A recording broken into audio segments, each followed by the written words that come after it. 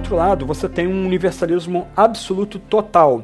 Você tem homens como Schleiermacher, um bispo episcopal chamado J.T. Robson, foi muito famoso no mundo inglês, aqui no Brasil, década de 60. O livro dele, Honesto para com Deus, foi lançado em português, logo que saiu em inglês, saiu aqui no Brasil também. Paul Tillich, Rudolf Bultmann. O ponto deles é, haverá um julgamento. Mas no fim, o Deus que é amor, o Deus que é graça, não vai desistir de ninguém, vai salvar a todos, todos serão convidados ao banquete final. A gente vai voltar a esse ponto, eu quero levantar algumas teses contra o universalismo no final, mas a noção é que haverá salvação para todos no último dia. Há uma crise nesse último ponto aqui, porque, obviamente, nenhum desses teólogos aqui crê numa revelação sobrenatural e numa ação sobrenatural de Deus na história. Então, esses teólogos não creem na ressurreição corporal de Cristo ao terceiro dia, dentre os mortos. Eles também não creem numa ressurreição literal no último dia. Então, a visão deles de universalismo e de salvação total no final não tem a ver tanto com um local, que o Dr. Eber vai tratar com vocês daqui a pouco, os novos céus e nova terra, que também é um estado, mas tem a ver muito mais com um espírito. A palavra alemã aqui seria Geist.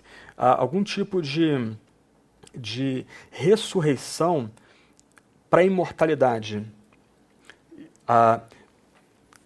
Se você é um leitor atento de 1 Coríntios, qual é o ponto ali em 1 Coríntios 15? O que está por trás daquele capítulo, o mais longo do Novo Testamento? Você tem uma igreja, vou usar termos contemporâneos aqui, de classe média alta, classe alta, uma igreja burguesa, uma igreja numa cidade cosmopolita, e para o grego, falar da ressurreição do corpo, uma ressurreição da matéria, era altamente ofensivo. Você lembra que o sermão de Atos 17 de Paulo em Atenas é interrompido justamente nesse ponto. Quando ele fala da ressurreição do corpo, vira um barraco ali e acaba o sermão interrompido pela metade ali. Paulo não consegue nem concluir o sermão, as pessoas já acabam com o sermão ali. Então, me parece que os crentes em Corinto tinham a seguinte tensão: nós estamos aqui numa igreja ou numa cidade altamente cosmopolita, uma cidade rica, opulenta, um centro de culto. Pega mal falar da ressurreição corporal. Olha, vamos falar aqui que Cristo ressuscitou no Espírito. E aqueles que estão nele também ressuscitarão como seres espirituais, e como seres espirituais viverão para sempre.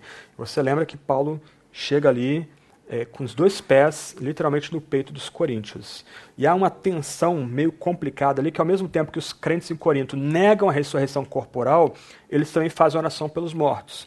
Não me peço para explicar isso. Paulo simplesmente menciona de passagem, parece que é uma prática entre os crentes em Corinto, mas ele não desenvolve, ele simplesmente acha ridículo, esse é o ponto, que pessoas que neguem a ressurreição na carne, como o credo diz, neguem a ressurreição no corpo, ainda que um corpo espiritual, mas o corpo ainda será redimido, eles façam orações pelos mortos, façam preces pelos mortos. Então é curioso que esses teólogos universalistas, eles não vão falar de novos céus e nova terra como um estado e um lugar.